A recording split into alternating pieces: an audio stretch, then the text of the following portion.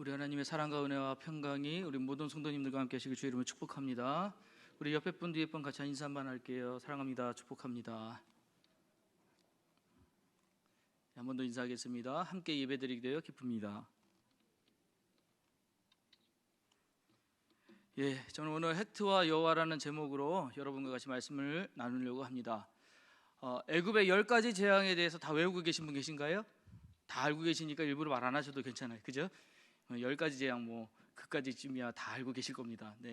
이 10가지 재앙이 왜 나왔는지에 대해서도 우리 성도님들 웬만큼 신앙생활을 하셨던 분들은 알고 계실 겁니다. 이 10가지 재앙은 사실 애굽의 팽배에 있던 10가지 신들에 대한 하나님의 징벌이었습니다. 그래서 피는 나일강의 신 크론과 하피에 대한 징벌이었고요, 개구리는 부활과 다산의 신이었던 헥트, 그 다음에 이는 땅의 신이었던 셉, 파리는 곤충의 신이었던 하트콥, 악질은 황소의 신이었던 아피스와 무네비스, 암소의 신인 하도를 징벌하는 것이었고, 독중은 의술의 신인 이모탭과 타이푼을 징벌하는 것이고, 우박은 하늘의 신 누르와 대기의 신 수, 그 다음에 메뚜기는 곤충의 재앙을 막는 세라피아라는 신이었고요, 흑암은 태양의 신 나와 여신 세케트, 그리고 마지막 장자의 죽음은 다산의 신인 오시리스와 또 생명의 신이라고 부르는 이시스에 대한 하나님의 징벌이셨습니다. 이 10가지를 징벌하셨던 이야기, 그럼 하나님께서 왜 이 10가지가 틀렸다, 이 10가지는 아니다 하면서 10가지를 뽑아서 이렇게 징벌을 하셨는가? 그 중에 오늘 저는 두 번째 신, 개구리 신에 대해서 좀 여러분들에게 말씀을 드리려고 합니다. 두 번째 신은 헥트라고 부르는데, 이 신은 부활과 다산의 신입니다. 오늘 우리가 부활절을 예배를 드렸는데, 부활이라고 하는 단어가 이 헥트라는 신에게도 본인도 그 부활의 신이라고 얘기를 해요. 과연 이게 맞는 것인가? 그리고 이걸 왜 하나님은 이걸 아니라라고 얘기하시며 징벌을 하셨는가? 자, 개구리 신 헥트는요, 여러분 좀 이상하지 않으세요? 자, 그림 잘 한번 봐보시면 잘 보이세요? 좀 어색하지 않으세요? 얼굴만 개구리고요, 몸은 사람입니다. 어릴 때 그런 만화 있었죠. 개구리 왕눈이. 딱 그거예요. 얼굴만 개구리고 몸은 사람인데, 근데 참 신기하지 않죠? 이 개구리가 왜 신이죠? 왜 사람들은 이 개구리를 신처럼 여겼을까요? 이집트 사람들한테는 이 개구리가 신이었기 때문에 하나님이 그것을 징벌하신 거였잖아요. 그래서 재앙을 내리셨던 것인데, 그럼 왜 개구리가 신이었을까? 이집트 사람들한테는 이 헥트라는 신은 아까도 말씀드렸다시피 부활과 다산의 신이었습니다. 개구리가 왜 부활의 신이냐? 개구리가 1년 지나면 죽은 것 같은데 또 살아나고, 다음 해에 또 살아나고, 또 살아나고 계속 일어나는 걸 보면서 사람들 생각에는 저건 죽지 않는 거구나, 저거는 죽지 않는구나, 이렇게 생각을 했다는 거예요. 그래서 이 개구리를, 헥트를 부활의 신이라고 생각을 했던 것이고, 또 하나는 뭐냐면, 개구리가 알을 낳으면 한두 개 낳는 게 아니잖아요. 한 번 낳을 때 수십 개, 수백 개 또는 수천 개를 낳으니까 그 양을 보고 나서 야, 저렇게 번성하면 좋겠다라는 생각으로 그리고 섬기게 되었다는 것입니다. 그래서 이 개구리 신은 뭘 의미하는 것이냐? 바로 부활과 다산을 상징하는 신이 되었습니다. 이 모든 것들을, 이 10가지 재앙에 있는 공통적으로 들어가 있는 사람의 마음은 뭐냐? 숭배입니다. 근데 그 숭배가 잘못된 숭배라는 것이죠. 우리는 이런 것을 우상 숭배라고 합니다. 우상 숭배에는 두 가지 크게 의미를 나눌 수 있습니다. 첫째, 우상 숭배에 하는 그 이유는 복을 받겠다는 마음 때문에 하는 거예요. 여러분, 복이 나쁜 것은 아니에요. 복을 구하는 것이 나쁜 것은 아닙니다. 그런데 문제는 복을 받으려는 것 때문에 인해서 다른 것들이 무시되기 때문에 그렇습니다. 복 받는 것이 중요하다 보면, 복 받는 것이 최고다라고 생각하다 보면 그 기타 이외의 것들에 대해서는 어떻게 해도 상관없어라는 이런 마음이 들어가기 때문에, 복 받겠다는 마음 그 자체는 나쁜 것이 아니지만 이것을 추구하고 사는 것, 이걸 우리는 기복이라고 하는데, 기복은 나쁜 거예요. 그래서 기복신앙도 나쁜 겁니다. 둘째, 우상숭배의 마음은 해를 피하겠다는 마음이에요. 해를 좋아하시는 분 없죠? 해가 뭐냐면 나쁜 거예요. 그죠? 내가 당치 상처당하고 힘들고 어렵고 하는 거, 이게 다 해인데 해를 피하겠다는 마음 때문에 이 우상숭배를 합니다. 자, 그래서 이 이집트에도 마찬가지였고 이 이스라엘에도 마찬가지였지만, 그 주변에 있는 나라들의 그 사람들이 신을 섬기는 모습들은 뭐였냐면, 그 피로 인해서 해를 받지 않겠다고 해서 그 신을 달래는 식의 제사를 많이 드렸어요. 그래서 지금 여기 있던 10가지 재앙에 있던 그 신들에게도 이들은 제사를 드리면서 그 뭘 내냐? 자기들의 재물도 드리고 때로는 자식을 바치기도 하고 이런 것까지 이어지게 되는 것입니다. 이 일을 해서 뭐 하겠냐? 그로 인해 나한테 해가 오지 않게 해주세요라는 마음 때문에 이 일을 했다는 것이에요. 자, 이것이 잘못된 숭배예요. 그래서 이것을 우상 숭배라고 얘기합니다. 여러분, 힌두교라는 종교를 아시죠? 힌두교에는 신들이 엄청나게 많다고 합니다. 약 어느 정도나 될 것 같으세요? 여러분들이 많다고 하는 생각은 어느 정도가 신이 많다고 생각하세요? 다 달라니까 이제 정답을 얘기하기 어려우시니까, 그죠? 너무 많은데 약 신두교, 이 힌두교에 있는 신들의 숫자가 3억 3천만여개랍니다. 신의 숫자만. 우리 참 감사하고 살아야 돼요. 우리는 한 신만 섬기면 되잖아요, 그죠? 이들은 3억 3천만여 개의 신들을 다 섬기고 사는 거예요. 그럼 이들을 어떻게 섬길까? 이렇습니다. 자기의 필요에 의해서 필요한 신한테 가가지고 제사를 드려요. 그거 왜 드리냐? 잘 봐주세요라고. 대개들 우상 숭배하는 마음들이 그렇게들 진행이 돼요. 그래서 그 신들을 달래고 그 신들에게 잘하면 그 신이 나에게 해가 오지 않게끔 할 거야 라는 생각, 이게 우상 숭배입니다. 재밌는 건요, 이 힌두교에는 핸드폰 신도 있대요. 컴퓨터 신도 있대요. 지금 우리 이해가 안 되시죠? 자, 이게 왜 이거 이들한테 신이 되냐면, 그러니까 새로 생기는 것들, 자기가 어떻게 할 수 없는 모든 것들은 뭔가 특별한 힘이 있다라고 생각하고 그것들을 섬겨야 된다라는 생각들이 있어서 그러는 거예요. 그리고 더 놀라운 거는 지금도 신이 만들어지고 있다는 거예요. 3억 3천만 개의 신들이 끝난 게 아니라 지금도 신들이 계속 만들어지고 있대요. 이런 마음들 전부 다 우상 숭배입니다. 하나님은 이것을 철저하게 싫어하셨어요.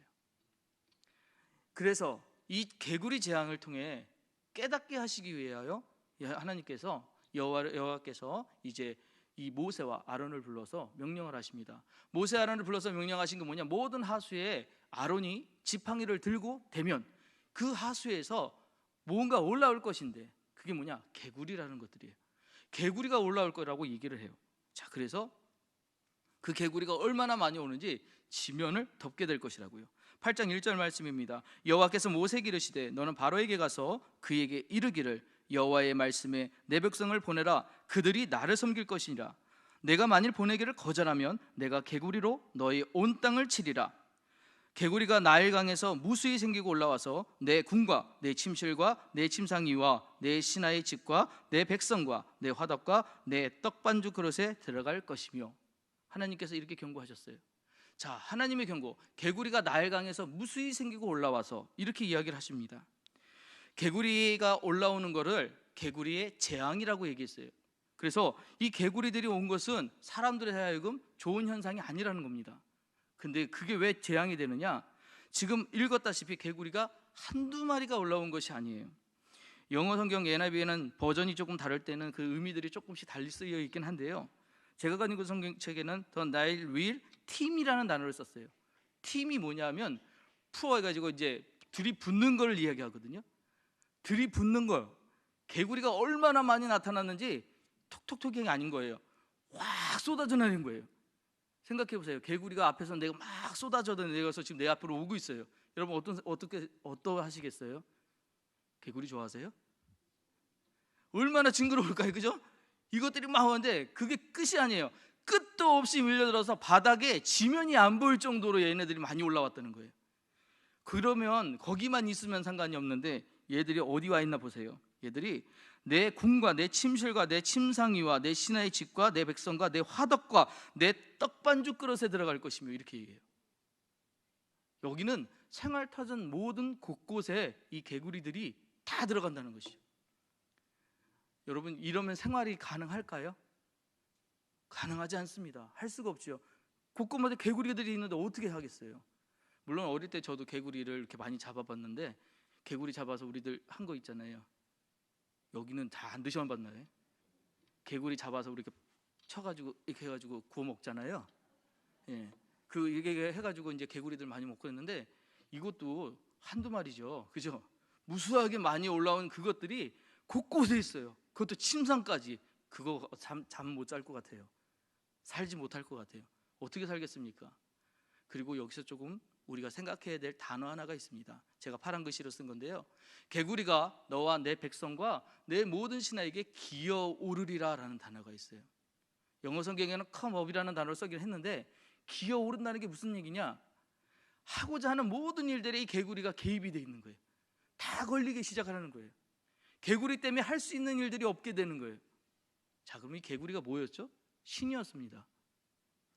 이집트인이 추앙하고 숭배하고 이건 다산이야, 이건 부활의 신이야 라고 했던 그 개구리가 곳곳에 이렇게 나로 하여금 생활하지 못할 정도로 나를 쥐고 억압하는 존재가 되어 있는 것이에요.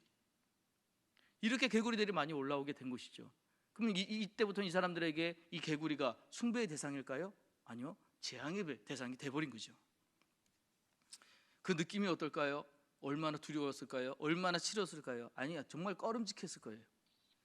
자, 그런데요, 이 바로 우리가 오늘 얘기하는데 이 바로도 이 일들에 대해서 그냥 무시를 해버려요. 그리고 나서는 8장 7절 말씀에 요술살들도 자기의 요술대로 그와 같이 하여 개구리가 애굽 땅에 올라오게 하였더라라고 했어요. 자, 하나님만 그렇게 하시는 거 아니야? 우리도 할 수 있어. 봐봐, 우리 요술살도 개구리를 부를 수 있어 해서 불렀어요. 여러분, 이제 이 이야기가 여기서 끝나지 않습니다. 그 다음 얘기랑 이어서 보셔야 돼요. 자, 그 다음 얘기는 8장 8절 말씀인데, 바로가 모세와 아론을 불러 이르되 여호와께 구하여 나와 내 백성에게서 개구리를 떠나게 하라. 내가 이 백성을 보내리니 그들이 여호와께 제사를 드릴 것이니라. 너희들 요구대로 들어주겠다라고 하는 얘기예요. 이게 한 절 차이입니다. 여러분, 성경 보실 때 우리가 좀 중요하게 보셔야 될 건 뭐냐면 간극이 있어요. 절과 절 사이에 사이가 있는데 그 사이에 때로는 무수히 많은 이야기들이 숨겨져 있는 경우들이 있습니다. 8장 7절에서는 요술사들이 당당하게 나왔을 겁니다. 그래서 야, 그게 하나님만 하는 일이야? 우리도 할 수 있어. 우리도 기적을 일으켜. 그래서 기적을 일으켰는데 그 기적이 뭐였어요? 개구리를 없애는 기적이었으면 추앙받았을 거예요. 대단한 일이라고 인정받았을 겁니다. 개구리를 불러오는 일이었어요. 지금 백성들에게 필요한 건 개구리가 없어지는 거죠. 근데 개구리를 부르는 요술을 부렸으니 상태가 더 나빠진 거예요. 상황이 더 나빠진 거예요. 이 개구리들로 하여금 지금 거기에 차고 넘치는데 무수히 많다고 그랬잖아요. 거기서 끝이 아니라 더 많은 개구리들이 생기게 됐으니까 이제는 생활 자체가 아니라 삶 자체가 더 이상 할 수 없을 정도까지 되어버린 것이죠. 그래서 바로가 8절에 이렇게 얘기하는 겁니다. 이 아론과 모세를 부르고 나서 이 개구리 좀 떠나게 해달라고, 그리고 너희 여호와께 좀 빌어달라고 이렇게 이야기하게 된 것이에요. 이렇게 이 바로가 항복한 것 같아 보였지만 모세의 질문을 한번 보셔야 됩니다. 8장 9절 말씀, 모세가 바로에게 이르되 내가 내 왕과 왕의 신하와 왕의 백성을 위하여 이 개구리를 왕과 왕국에서 끊어 나일강에만 있도록 언제 간구하는 것이 좋을는지 내게 분부하소서. 자, 여러분, 여기서 제가 중요하게 지금 표시해 놓는 단어가 하나 있습니다. 뭐죠? 끊어예요. 우리 이제 영어 성경에는 이거는 이제 be get rid 이렇게 썼어요. be rid of 이렇게 썼어요. 이게 뭐냐면 제거해 버린다는 것인데, 저는 우리말 성경이 훨씬 더 번역에는 가까우게 잘 했다고 생각이 들어요. 끊는다는 거죠. 지금 애굽 사람들한테 필요한 거는 개구리를 제하여 버린 정도가 아니라 그것과의 관계가 끊어지는 거예요. 그것과 관계가 더 이상 연결돼서는 안 되는 거예요. 이 개구리 때문에 더 이상 힘들어지면 안 되는 것이에요. 그래서 이전에 내가 섬기고 숭배했던 개구리가 다시는 나로 하여금 힘들지 않게 하기 위하여는 개구리와 끊어지는 경험이 있어야 된다는 것이죠. 이 개구리를 섬기던 그 모습들과 끊어지는 것들, 그리고 여기서 중요하게 그 다음 얘기가 나일강에만 있도록. 개구리가 있어야 될 것은 나일강이라는 것은 개구리는 섬김의 대상이 아니라는 거예요. 아무리 대단해 보이고요, 아무리 높아 보이고 아무리 뭔가 있어 보여도 그거는 하나님이 아닌 거예요. 그거는 하나님의 능력을 가질 수가 없는 거예요. 그거는 그 존재만으로 필요하기 때문에 그게 하나님 두신 것이지 우리가 숭배할 대상이 아니라고요. 우리가 유일하게 예배드려야 할 대상, 우리가 오늘 유일하게 섬겨야 될 대상은 여호와 하나님 한 분이시라는 거예요. 그 이야기를 이렇게 가르쳐 주시기 위하여 이 개구리 재앙을 보여주신 것이죠. 8장 10절에서 11절 말씀인데요, 그가 이르되 내일이니라. 이 그는 바로가 얘기합니다. 이거 언제 제하여 버릴까요? 제가 언제 기도해야 될까요? 라고 할 때 언제 없어지게 하겠냐? 내일이라도. 지금 바로 급한 거예요. 이 상황이 너무 힘들어요. 그러니까 빨리 여기를 벗어나고 싶으니까 내일이라도 빨리 이거 해달라, 이 얘기예요. 모세가 이르되 왕의 말씀대로 하여 왕에게 우리 하나님 여호와와 같은 이가 없는 줄을 알게 하리니. 모세가 지금 이 일을 하는 것은 확실하죠. 뭐냐? 하나님만이 진짜 신이시다, 하나님만이 숭배의 대상이다 라는 것을 알려주는 것이죠. 그래서 그 이야기를 하는 거예요. 개구리가 왕과 왕국을 떠나서 나일강에만 있으리이다. 동일한 얘기입니다.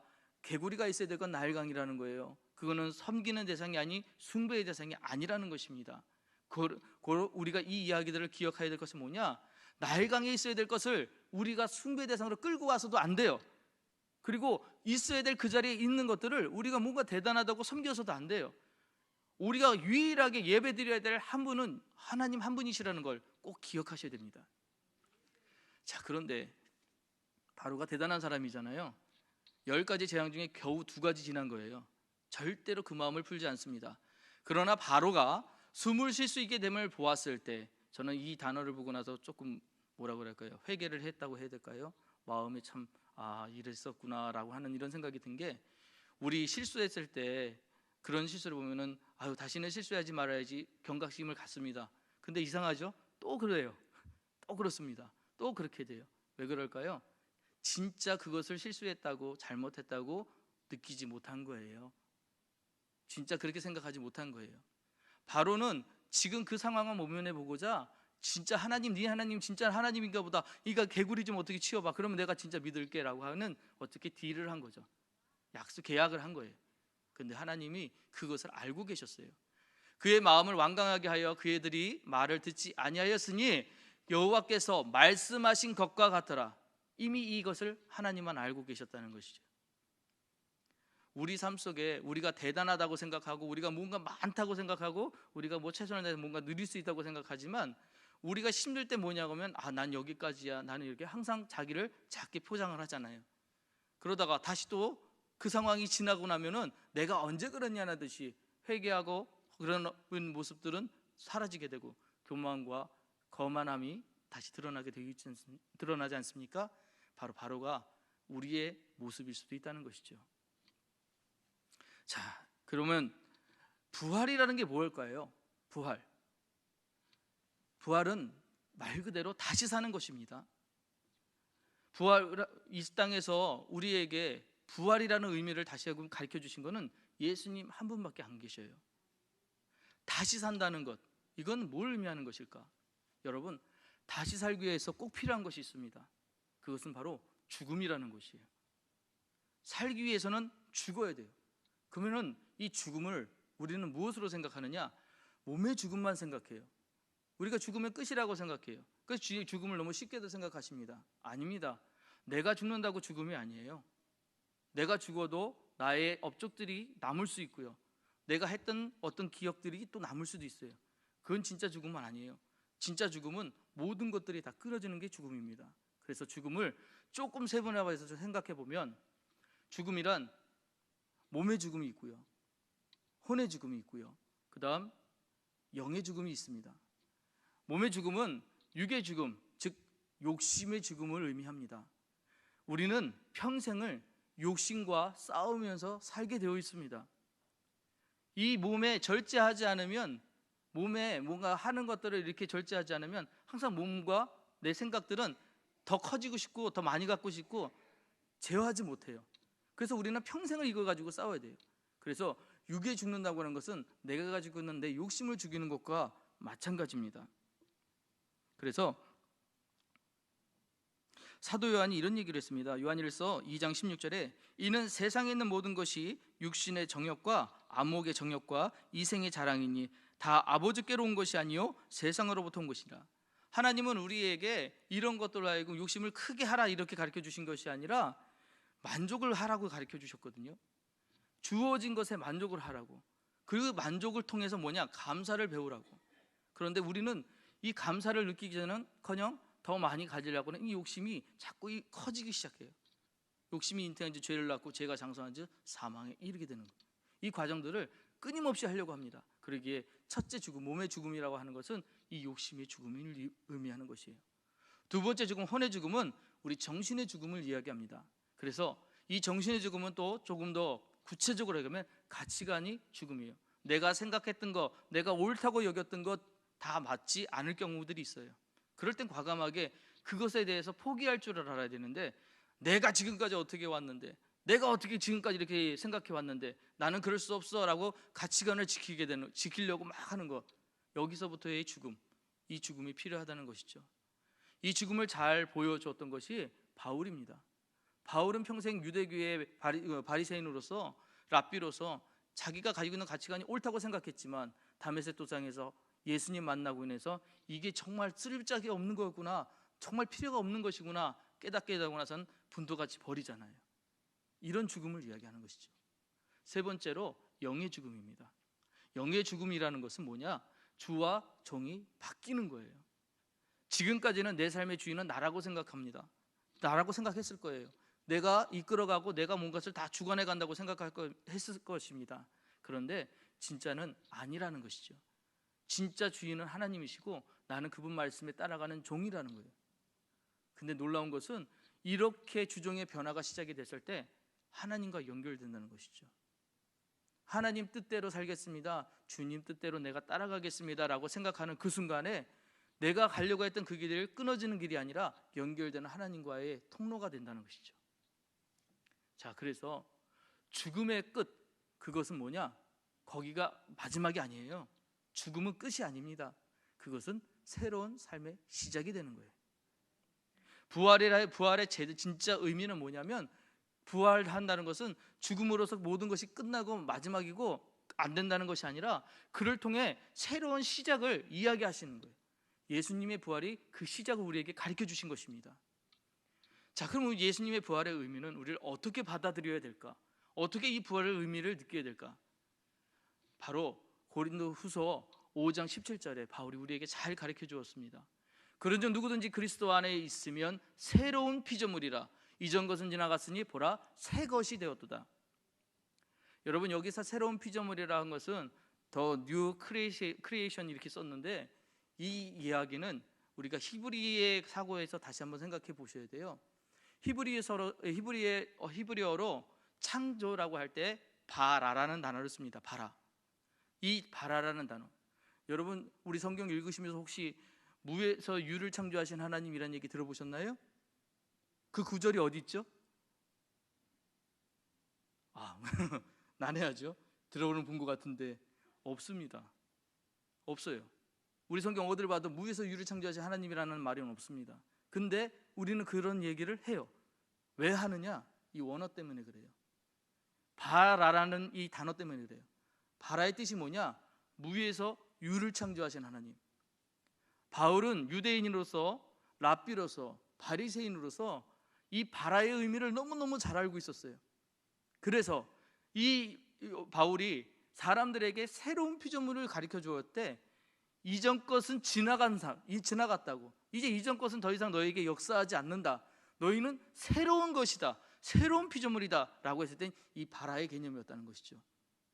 그래서 새 것이라고 얘기하는 거예요. 자, 그럼 이 새 것은 과거에 내가 가지고 있던 것들과 연결되는 새 것이냐, 이전 것들을 다 망가지고 쓰다 보니까 허름해지고 이래서 이것들을 다시 리페어해서 고쳐서 쓰는 이런 새로운 피조물이냐? 아니에요. 이전에 보지 못한 새로운 것들이 되는 거예요. 이전에 알지 못했던 새로운 것들이 되는 거예요. 완전히 새로운 존재가 되는 거예요. 누구 때문에? 그리스도 때문에. 이전에는 우리가 과거에는 이런 어떤 과거에 묶여 있는 것들이 있을 수 있어요. 과거의 생각들, 삶의 태도, 이런 어떤 환경, 묶여 있는 것이 있을 수 있습니다. 그런데 예수님을 만난 이후에 이 모든 것들과 끊어져서 나는 완전히 새로운 존재가 되는 거예요. 그게 새로운 피조물이에요. 진짜 부활은요, 이 새 것이 되는 것입니다. 진짜 부활은 이렇게 새롭게 시작되는 것이에요. 그래서 부활절, 저는 오늘의 기점으로, 오늘이 여러분들에게 부활절이 기념하는 세레모니의 날이 아니라 이 부활절을 기점으로 다시 새롭게 되는 첫째 날이 되길 주 이름으로 축원합니다. 오늘부터 시작인 거예요. 젊은 사람들끼리 서로, 젊은 남녀가 그런 얘기 들어요. 오늘부터 1일 그러더라고요. 지금부터 시작인 거예요. 시작해서 언제? 하나님 나라 가는 그날까지 이제 그 새로운 모습으로 사는 거예요. 과거에 묶여있는 삶, 과거에 어려워했던 삶, 과거에 힘든 삶, 그것도 끌고 가는 것이 아니라 그것과 상관없는 나는 이제 주님과 행복한 삶, 주님과 느끼는 삶, 주님과 나누는 삶, 이젠 주님 뜻대로 사는 삶을 살게 되는 것, 그게 새로운 피조물이라는 것입니다. 사랑하는 성도 여러분, 오늘 말씀 잘 기억하시며 이전과 같은 새로운 것이 아니에요. 이전과 똑같은 새로운 것이 아니에요. 이전과 완전히 다른, 이전과는 전혀 상관이 없는 새로운 피조물로서 이 땅을 살아가실 때 하나님께서 주시는 에이렌의 평화를 누리시는 여러분 되시기를 주의 이름으로 축복합니다. 기도하시겠습니다. 하나님 감사합니다. 오늘 우리에게 거룩한 예배를 허락해 주시고 주신 말씀으로 부활의 의미를 다시금 생각하게 하시니 감사드립니다. 번영과 유익을 위한 부활이 아니라 전혀 새로운 피조물로서의 부활을 꿈꾸게 하시고 오늘 부활절을 시작으로 새로운 하루가 시작되게 하여 주옵소서. 기도하는 마음이 주님을 닮게 하여 주옵시고 섬기는 두 손이 주님을 닮게 하여 주옵시며 주님을 따르는 두 발이 주님과 동행하는 삶이 되게 하여 주옵소서. 우리의 삶이 터널을 갖고 무겁고 어려울 때라도 주님의 부활을 기억하며 인내하며 기대하며 견뎌내게 힘을 주옵소서. 모든 것이 주님의 은혜임을 고백하며 나를 위해 십자가에 죽으사 부활의 첫 열매가 되신 예수님의 이름으로 기도합니다. 아멘.